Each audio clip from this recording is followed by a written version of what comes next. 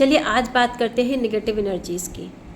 जी हाँ, होते हैं भूत प्रेत जो हमें परेशान भी करते हैं, दिखते भी हैं। जी हाँ, खुली आंखों से भी दिखते हैं। अब ये बात बहुत से लोग सुनेंगे तो कहेंगे हम तो नहीं मानते। अरे मत मानिए, आप नहीं मानते तो क्या ये मतलब ये इसका मतलब ये नहीं कि आप सब कुछ जानते हैं दुनिया में। आप नहीं मानते इसका मतलब आपको दुनिया के बारे में ज़्यादा पता नहीं है, इसलिए आप नहीं मानते।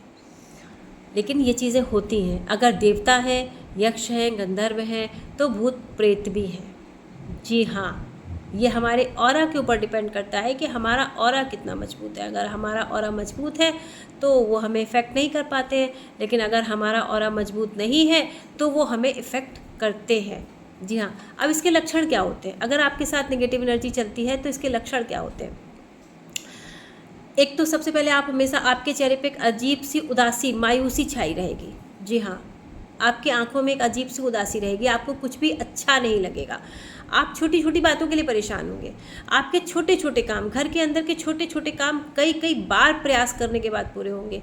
घर के अंदर के काम हो या घर के बाहर के काम हो, आपको अथक परिश्रम करना पड़ेगा। उसके बाद आपके काम पूरे होंगे और फिर भी संपूर्णता से नहीं होंगे, परफेक्शन से नहीं होंगे जैसे होने चाहिए, क्योंकि नेगेटिव एनर्जी कहीं ना कहीं आपको ड्रॉबैक में ले जाती है। इस तरह की चीज़ें अगर आपके साथ हैं तो आपके साथ भूत प्रेत का साया है, नेगेटिव एनर्जी का साया है। और कहीं ना कहीं आपको आभास भी होता है, लेकिन आप किसी से कह नहीं पाते, क्योंकि कोई किसी का दर्द नहीं समझता है। लोग मजाक उड़ाते हैं, इसलिए लोग दबा के रह जाते हैं कि भाई हम किसी से क्या कहेंगे, लेकिन चीज़ें होती हैं। तो अगर आपके साथ भी ऐसा है तो बहुत सिंपल है कि सबसे पहले तो आप किसी के चक्कर में ना पड़े। अगर कोई कहता है कि भाई हम आपको ठीक कर देंगे, कोई किसी को ठीक नहीं कर पाता है। जी हाँ, ये एक बहुत बड़ी सच्चाई है कि कोई भी किसी को ठीक नहीं कर पाता। आपको अपनी परेशानी खुद ही ठीक करनी पड़ेगी। जी हाँ, आप अपने भाग्य विधाता खुद ही हैं, आपको खुद ठीक करनी पड़ेगी। तो आप पूजा पाठ तो हर घर में होती है, लेकिन पूजा पाठ होती क्या है? भगवान का जो भी स्थान है उसको साफ़ कर दिया, भोग लगा दिया, आरती जला दी, आरती कर दी, घंटी बजा दी, यही पूजा पाठ होती है। जबकि ये एक फॉर्मेलिटी होती है। ये पूजा पाठ की सिर्फ एक प्रारंभिक स्टेज होती है जहाँ से हम शुरुआत करते हैं। लेकिन आप इन सब के साथ साथ किसी भी मंत्र की चैंटिंग शुरू कर दीजिए। जी हाँ, 1 माला, 3 माला, 5 माला ज़रूर कीजिए आप, जिससे कि आपका ऑरा मजबूत होगा। जो वाइब्रेशंस आपके मुंह से निकलेगी, वो वाइब्रेशंस जब हमारे वायुमंडल में जाएगी, हमारे चारों तरफ उसका प्रकाश जब जाएगा तो हमारा ऑरा मजबूत होगा। और जब हमारा ऑरा मजबूत होगा तो नेगेटिव शक्तियाँ हमारे साथ नहीं रह पाएंगी।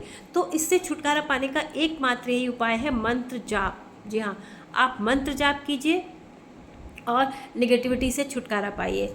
जैसे आप पूजा करते हैं वैसे पूजा कीजिए, मंत्र जाप कीजिए, भगवान को भोग लगाइए, आरती कीजिए।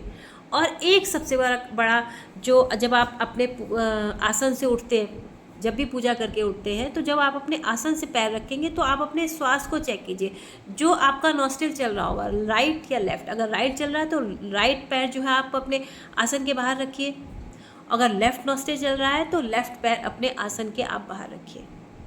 जी हाँ, क्योंकि जो हमारा श्वास चलता है उसी में ईश्वर का वास होता है, उसी में हमारे प्राण का वास होता है। जो श्वास नहीं चलता है वो निष्क्रिय होता है। तो कभी भी निष्क्रिय पैर जो है, निष्क्रिय श्वास का पैर हमें पूजा करने के बाद जब हम उठते हैं तो आसन के बाहर नहीं रखना चाहिए। आप इतना काम करके देखिए, आपकी ज़िंदगी में जी 3 दिन के अंदर आपको चेंज लगना शुरू हो जाएगा।